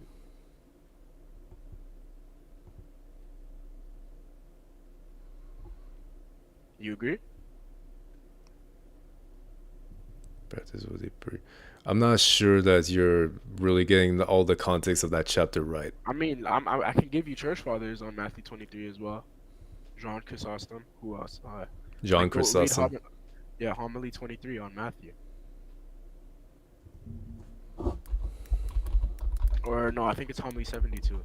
Yeah, homily 72.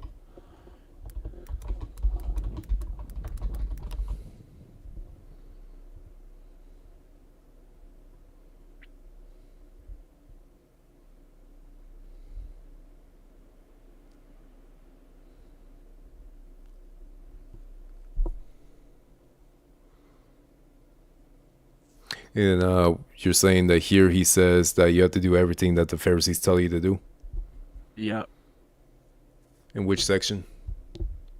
So he quotes it verbatim in like the first writing, 1 to 3, and then Therefore, do I'll give whatever you they the bid you specific that passage do, where he but said. do not after their works.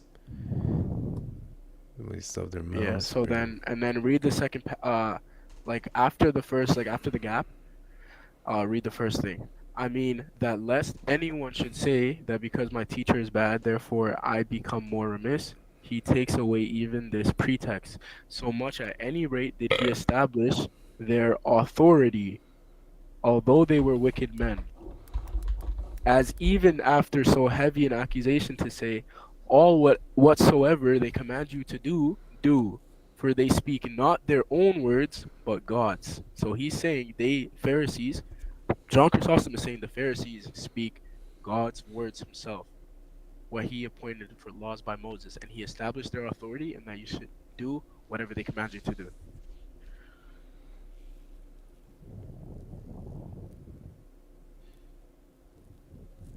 Isn't that goes against Paul? I don't even know. Different issue. I'm not able to make them out. I mean, yeah. So, You agree, right? yeah, clearly. All right. Okay. Well then, the beginnings of Jewishness. I don't have it specifically, so actually, I won't even bring it up.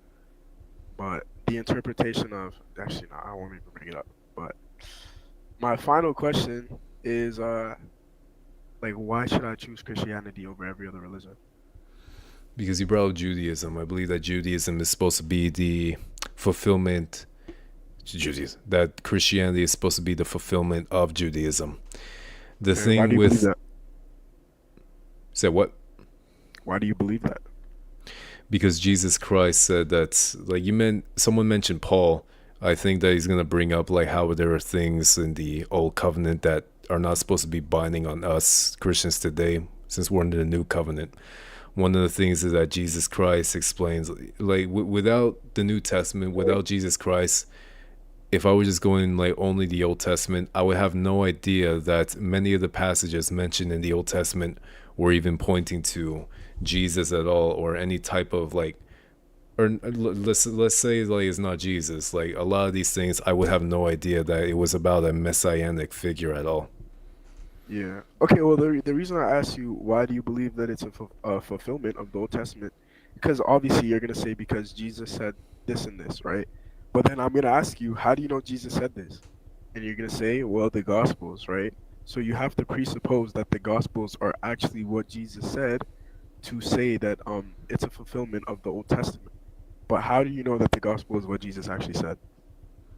That's what Because I'm we have asking. something called apostolic succession. Okay, that relates to the apostles of Jesus, right? Mm-hmm. But historically, the authors of the Gospels are not the apostles of Jesus. According to what history says that.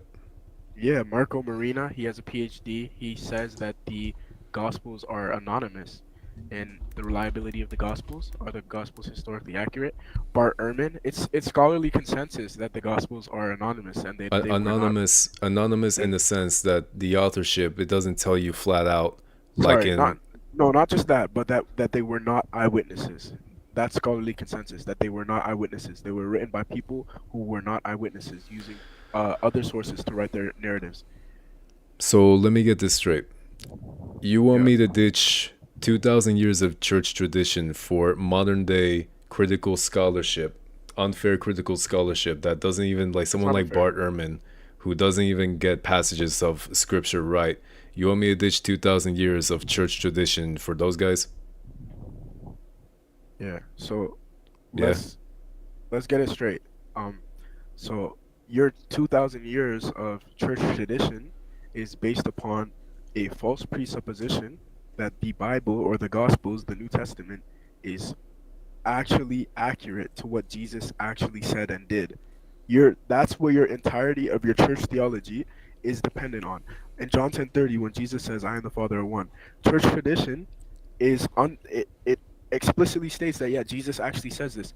Everything that they state is presupposing what we're trying to argue here. We're trying to argue that the Gospels weren't written by eyewitnesses, Then and this is not what Jesus actually. then why are you going against them and more for people nowadays, like Bart Ehrman, for example, who doesn't even get passages right? He butchers passages because he's demonized in the head since he's already an atheist.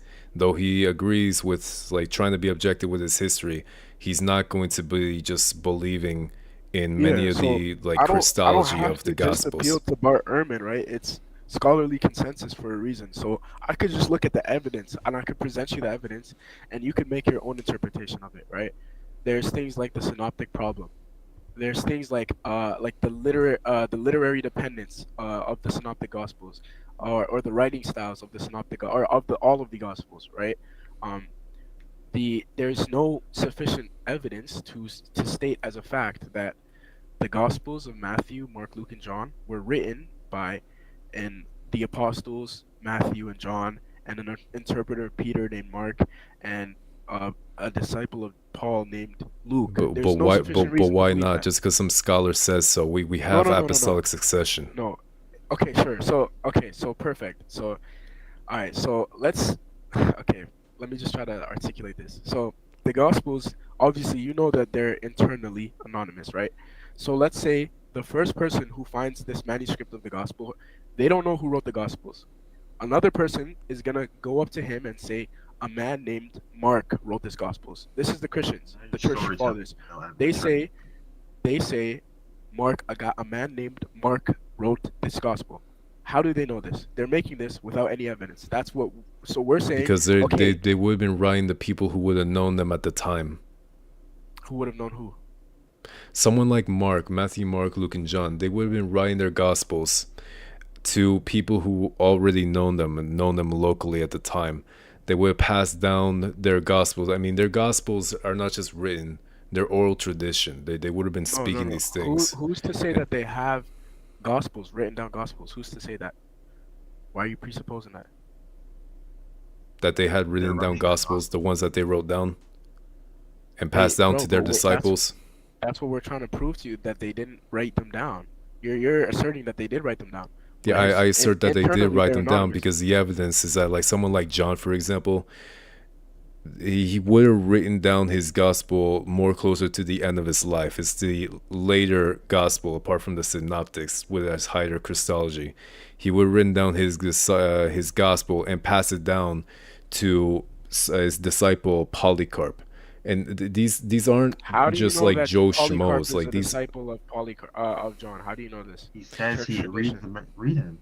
You have Polycarp never ever says that he is a disciple of John. He never says that. Ignatius and I think Irenaeus say that Exactly. he's yeah, Perfect. Ignatius, like Irenaeus. he would pass down like the same Okay. message to his disciple Ignatius. Irenaeus, who claims to be a disciple of Polycarp, states that Polycarp was a disciple of John.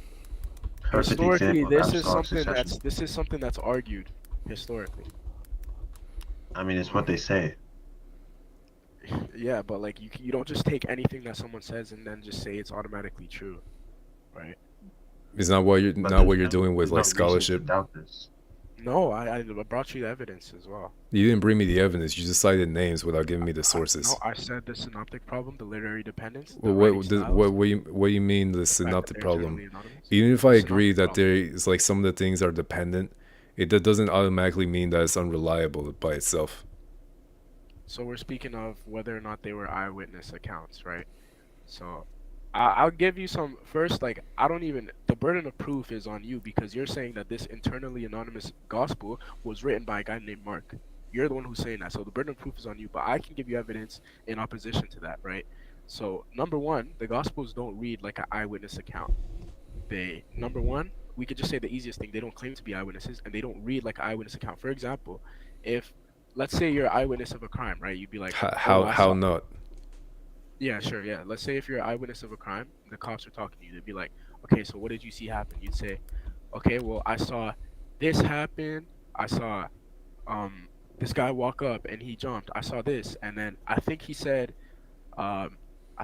oh, put your hands up, but I don't really know. This is what we'd expect, like a lower level of confidence. This right? is Because, all again, completely the arbitrary. gospel. I know because again, the gospels were written decades after the events that they are portraying. So for you to claim that these gospels, this is a supernatural claim because you believe God preserved it, but for you to claim that It's not just someone who that. was an Like if I eyewitness to like events 20 if I were years to say like forget God, like he didn't make that happen. This was oral tradition. They would have been orally preaching this type of things and then wrote it down later. Okay, It's not that perfect, just they perfect. randomly had a bad memory that they just jotted down. And even if I were to go down with like down that rabbit hole and say that fine, they didn't have oral tradition, then why do we find no like inherent contradictions within either of their writings? And the Yeah, other we thing do. you And said, can you also, show me an example we do, we where do, we do. Mark itself is not reading like a historicity? Historicity? Like, yeah, sure. Yeah. So, like the claims of the resurrection, that doesn't align with what we know, like historical findings. What kind of historical Wait, findings? what? His body? We don't expect his body because he resurrected. No, like I'm saying that there's so for example, okay, actually I said this a couple minutes ago, but I'll say it again. So the earliest gospel historically is Mark, right? And when Jesus, have you read Mark, right? You read it? Mm-hmm. When Once. when Jesus resurrects in Mark, you'll notice that his appearances are very few, and he'll say like one sentence, and he appears on a road in a different form, and then he disappears, and then he says one thing, and then that's it. But then the latest gospel, John, which was written decades after, historically, then and when Jesus resurrects, you see that he's having whole conversations with people. He's going to people's houses. People are calling him God. He's telling people that they can forgive sins, right? So historically, these what's it called? Depictions or of the resurrection, Jesus, are they don't really speak as these people are all in alignment with what actually happened. That's how scholars read it, right? And this is, I think, it makes sense. It's a good interpretation. Not So the really, if you resurrection, Makes consider the sense fact then. that since these are different like accounts to what happened, in this case the resurrection, then I'm not gonna expect that like that they're going to include the same they're exact vastly details different. They're across the vastly same. different. No, Yeah. vastly different Okay. how? Yeah. Sure. So there's a historical method for determining what or what didn't happen historically. So, for example, I think it's Paul who says that when Jesus resurrected, he appeared to 500 people, brothers and sisters, right? Mm-hmm. So, historically, this is a claim. How do we know if this claim is true or not?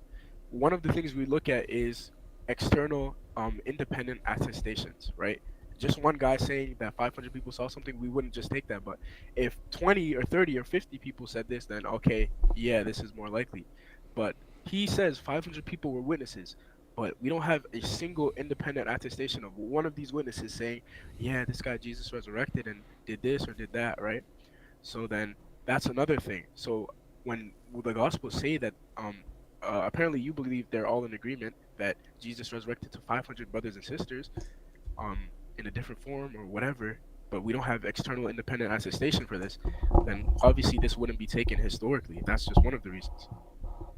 So Are yeah, you saying that you have attested, independent attestation for every miracle presented in the Quran? Every single no, one. that's the whole thing. Independent historical The attestation. Quran, yeah, exactly. That's the whole thing. The Quran doesn't claim to be like a historical biography of someone's life. It's a book that contains many supernatural miracles, and obviously, you can't really prove a supernatural event. You can't really prove it because So how are you? So this is a double standard. no, because he's the one who's claiming that It the is. yeah, he's the one who is arguing that the Gospels are historically reliable. I'm not arguing that the Quran And is you're not historically saying the reliable. Quran is historically. No, it's not historically reliable. If I was to say that, I'd be lying. It doesn't claim to be historically The reliable. Quran is not historically reliable. Why would the Quran be historically reliable? It's speaking of events that Are you happened serious? thousands of years earlier. No, it's not historically reliable. That's not a problem though. It doesn't claim to be historically reliable. It makes Like, supernatural claims. can you go back You to even know like what one of you're the things in where you were explaining on why the gospel is not reliable historically? Um. Wait, could you repeat that? Can you go back to explaining, because we went to the Quran for some reason. Can we go back and stick to the topic of Yeah, like yeah, the sure. gospels, why the gospels are not historically reliable? Yeah, sure. So, we could just say that the authors of the Gospels have a lot of theological motivation to include supernatural events that are not externally, independently attested to, like the resurrection, like um, the him resurrecting Lazarus, like uh, what else? There's a lot of like supernatural claims that are not independently attested, external to the Bible or the Gospels. So we say that they have a lot of theological motivation. What are you? Muslim. The Quran. This is a You're a double Muslim? standard. He doesn't apply this type of standard to the Quran. No, I do apply it to the Quran. I just told you the Quran isn't You have historically reliable. independent. I just So told you how that. do you know anything that? How do you know anything in the Quran is true then? Yeah, it doesn't claim to align with what like in like attestations or what we find about history. But I don't think the guy wants to talk about the Quran right now.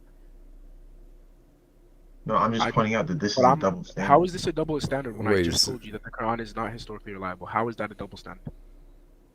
Let me know. So the Quran is not historically reliable? No. Exactly. Like he doesn't. What? Mm. Oh, you shocked Why- me. That's not wait, but that's not a problem. Nah, it's just not a problem. You're the one who's arguing that I asked you why should I be Christian, right? And we went down to something about apostolic succession, and then we got to the reliability of the Gospels. And you're arguing that the Gospels are historically reliable, Uh-huh. right? I didn't say it's a problem if they're not, but you're the one who's saying they are. So that's why I'm just trying to kind of like debunk this claim. Okay, well, then let's stick with that then. Yeah, sure. So why would they be historically reliable or in its entirety? Like they Because- do have claims that are taken historically, but many of these claims are also not taken historically. Number one, I look at the literary style. I see that it is historicity, contrary to what you're saying. I don't see any inherent contradictions. We You don't have see many any manuscripts. Let me You don't see finish. any? Let me finish. I don't. I see that it is referring to places that are archaeologically verifiable, and another thing would be that the fact that we have over 5,000 manuscripts attesting to the fragments or pieces of these gospels itself. And the other thing, which I mentioned earlier, apostolic succession. So apostolic succession, you'd have to presuppose that the Gospels were written by apostles. Number one. Number two, yeah, there are contradictions in the Gospels. Can you name Number one? three, sure. Can you? Because we can you just read get to Mark? that. Sure. Can you read? This is the last thing, and then I'm out. Can you read Mark 8:12? Mark real 8. quick. Yep.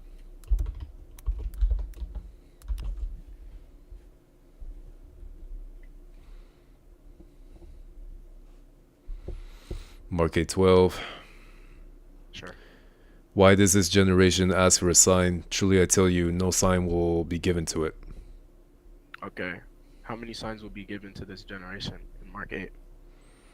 In here, Mark 8, according to what Jesus says, at least here, none. Yeah. Okay. None.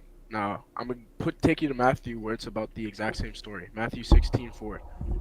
Same context. Matthew 16:4. Wait, how many signs did you say would be given according to Mark? I know this, yeah. None, right? A wicked and adulterous generation looks for a sign, but none will be given except the sign of Jonah. Jesus Okay, then how many left, signs will be yeah. given? How many According to signs? here, just the sign of Jonah. So one. Yeah. Okay, so how Sign of many Jonah is signs the does resurrection. Jesus? Yeah, it's the 3 days before the resurrection. Perfect. So how Mhm. many signs does Jesus tell them will be given? This isn't a contradiction. Just answer the question. How many signs does Jesus tell them will be given? Well, in the account of Matthew, it's just one. But the reason why No, it's not a like, I'm talking contradiction. about- Oh, Yeah, it's- but, okay. but What is let a me contradiction? finish. Let me finish. The reason why it's not a contradiction is because just one is just giving you a lack of info. There's no sign given besides the sign of Jonah. One is just recording the first part of Jesus' words, but you get the second part in the other gospel. That's the thing with inherent, supposed contradictions within the gospels, like the the resurrection accounts. in different accounts, you're going to have different details included and excluded from different accounts. So that's just not a contradiction. So I'll tell Can I you, explain it's as well? actually not just a lack of information. This is an apparent contradiction. So do you agree that a Can I contradiction explain is this? two or more conflicting claims that can't be true at the same time in the same respect? Do you agree? That's what a True. definition is. Okay, Mhm. perfect. Is there a whiteboard here? Just so we can. All right, whatever. Just listen. All right. So two or more opposing claims that cannot be true at the same time in the same respect. Mark 8:12, there will be 0 signs given. This is the claim 1. Claim 2, Mark 16:4, there will be 1 sign given in the same respect at the same time. How is this not a contradiction according to the definition? Because if you take into account the part where Jesus says that no sign will be given to it, he says those verbatim words in both accounts, but then in the other account he includes the final part of what's said in Matthew, which is excluded from Mark, which is except the sign of Jonah. Do you agree that it's two conflicting opposing statements at the same time in the same respect? Do you agree? No, I'm just saying that it's like two. You don't You agree. just have the same statement. No, I'm just saying that you just have the same statement here that's incomplete in Mark and finished in Matthew.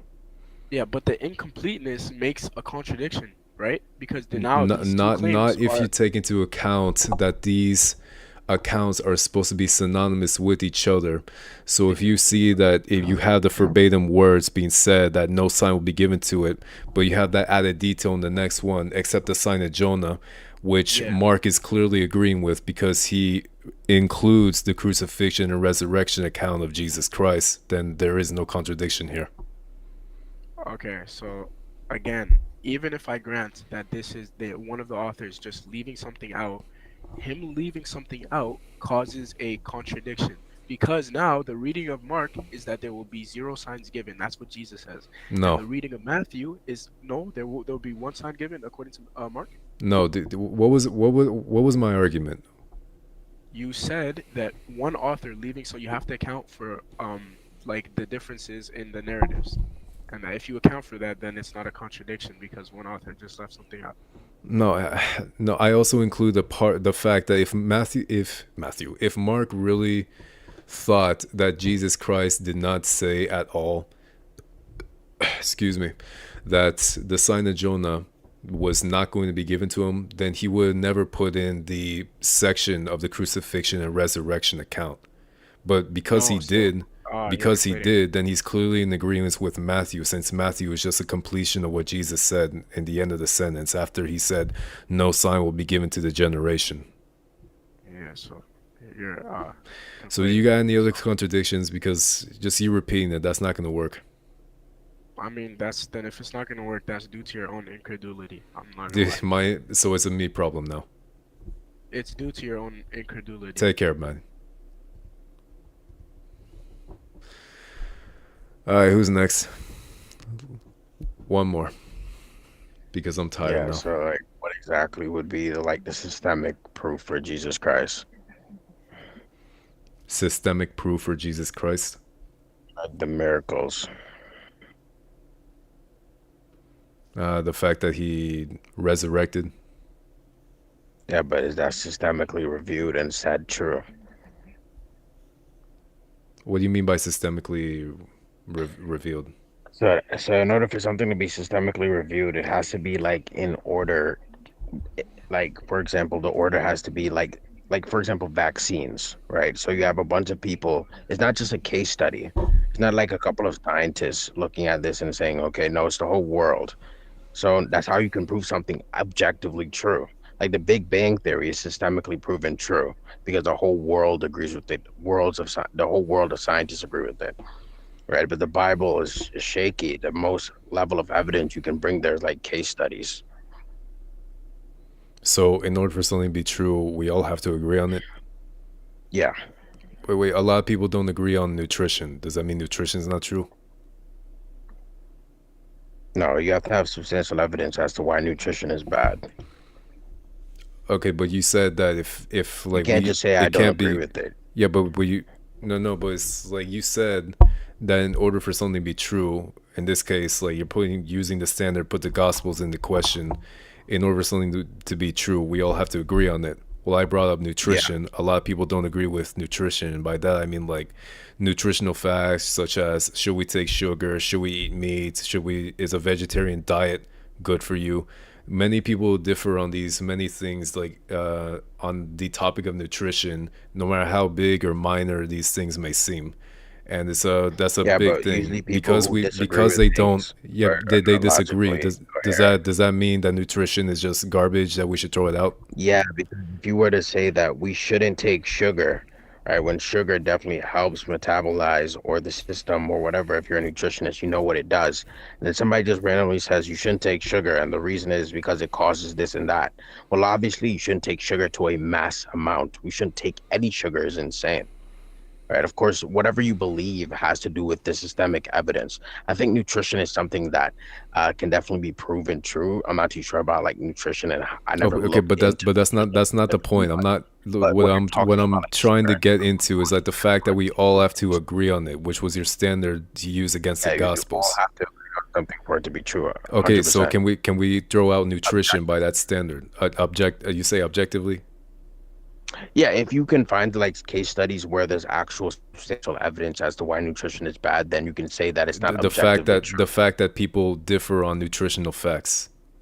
Yeah, Like like nutritional facts, like the when you say vegans, for that, example, you can't they don't give, take like, dairy. Are they right? you can't, yeah, but you can't give somebody who's like has type 1, right? You can't give somebody with type 1 the same sort of nutrition plan as somebody else who has like heart disease, right? They obviously have to eat different sorts of nutritions. So what are you talking about? But like, of course, nutrition is going to be objectively good for certain types of people. Yeah, but Like it's the if you fact. can't find me a study as to where like people are saying that uh no, people with type 1D should be allowed to take sugar and a good amount of sugar. Yeah, but we're Like just you see referring what to I'm the saying? fact that they don't agree on everything. Ah, well, there's my cue.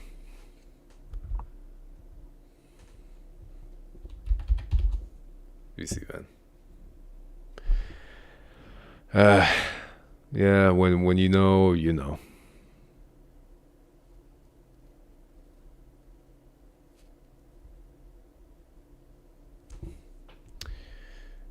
I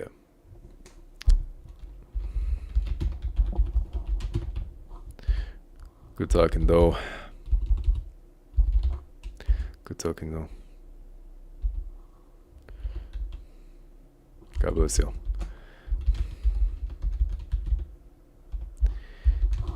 God bless you. Have a good night. Bye now. Yeah, in case that guy thought I was, I guess, running, well, there's the footage there. Okay. Yeah, let's get this fuck ass app out of here. Banning me for no reason. Yeah, so I think the biggest mistake I made there was numbers in Deuteronomy. Obviously, I'm not going to have knowledge on the Hebrew. There was a lot of things I put into question. Yeah, I definitely spoke out my ass there. I tried to find the verse I was referring to in my head, but I just couldn't get that. And I guess the last part was a bit difficult as well for that last guy. The insistence on supposed contradiction. It's just ungracious, really. It's all it is. Oh wow, it's already been 2 hours. Oy oy oy.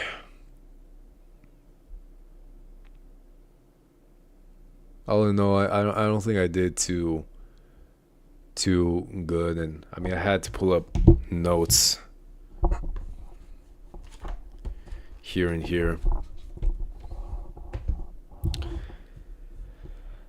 But yeah, and this is on my YouTube. I hadn't done anything since I still got college. It's my last semester, and I got work, which is grievous. Waking up very early. I'm gonna have a rough day tomorrow. But I figure since it was my birthday, I turned 22, I might just do something. Try this. Because I'm interested in getting to apologetics. It's going to be a rough ride.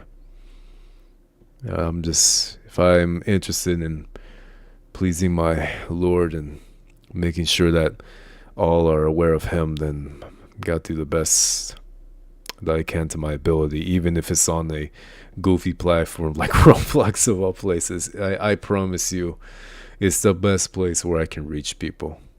It really is.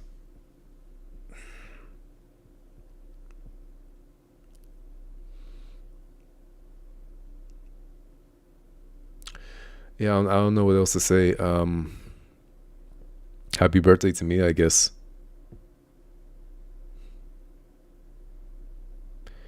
Happy birthday to me. I'm really tired. I think I did. I would have given I think I gave myself a probably good 50%, like 5 out of 10 stars for the amount of effort I put in. I got a lot of studying to do.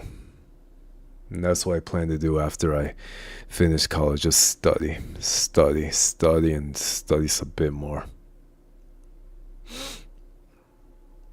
Especially on knowledge.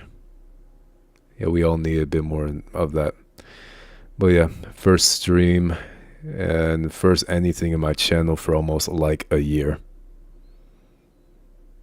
But yeah, that's about it.